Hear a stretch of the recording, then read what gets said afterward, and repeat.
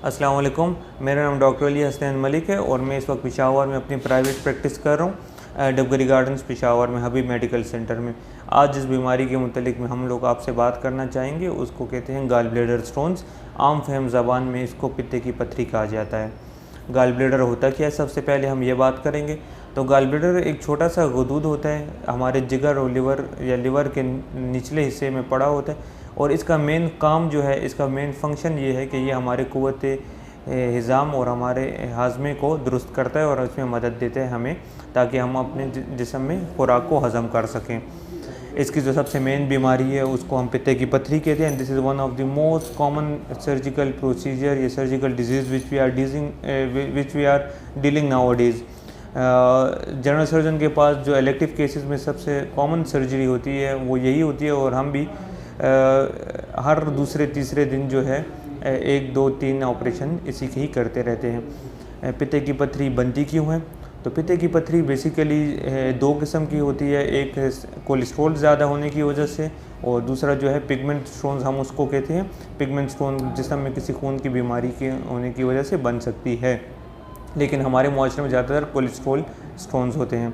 इसके अलावा female fat fertile and above 40 या अबाउट 40 एज की जो फीमेल्स होती हैं they are high risk of having gall bladder stones.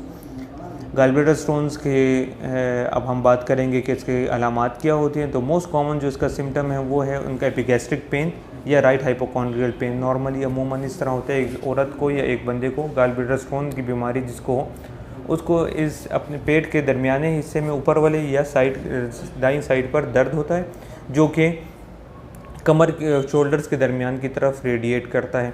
अमूमन रात के वक्त होता है या खाने के बाद स्टार्ट होता है और आहिस्ता आहिस्ता आहिस्ता ये जो है अपनी इंटेंसिटी पे पहुंचता है और अमूमन दवाई खाने से या उल्टी करने से ही इसके साथ होती है, दवाई या इंजेक्शन लगाने से इसको आराम मिलता है।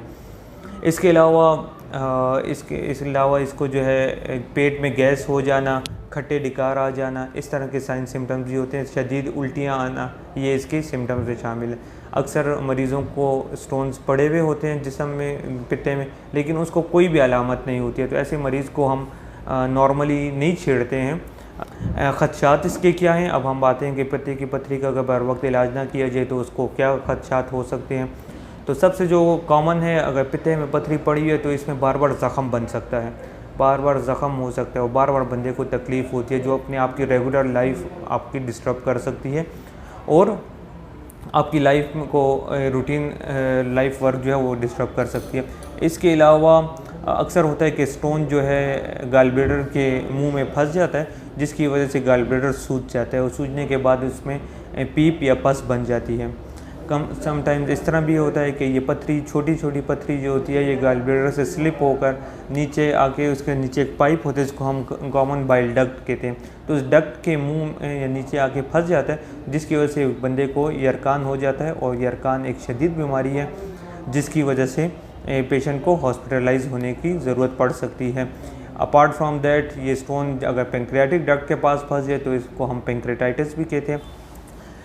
इसके बाद हम आते हैं कि इसका इलाज क्या है गाल ब्लैडर का। तो gall bladder basically it is a surgical disease, गाल ब्लैडर स्टोन्स, और इसके इलाज यही है कि इसका सर्जिकल रिमूवल करना पड़ता है।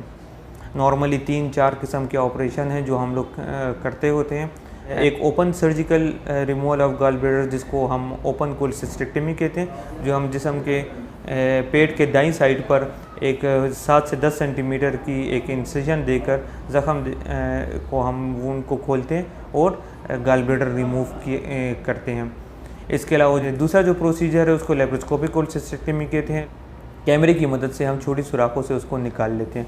It is an advance procedure और इसकी वजह से जो है मरीज़ को तकलीफ़ कम होती है। डे केस है, सुबह ऑपरेशन और शाम को घर भी जा सकता है। कॉस्मेटिकली जिस्म पे दाग नहीं बनता है। तो ये कोई चीज़ें हैं कि गाल ब्लैडर के मुतालिक हमने आपको बताना ज़रूरी समझा। इसके अलावा भी आपके जहन में किसी किस्म की या कोई भी सवाल हो तो आप हमसे पूछ सकते हैं। हमारे इस चैनल के थ्रू हमसे आप रब्ता भी कर सकते हैं और तसल्ली बख्श इलाज हमारे से करवा सकते हैं। शुक्रिया।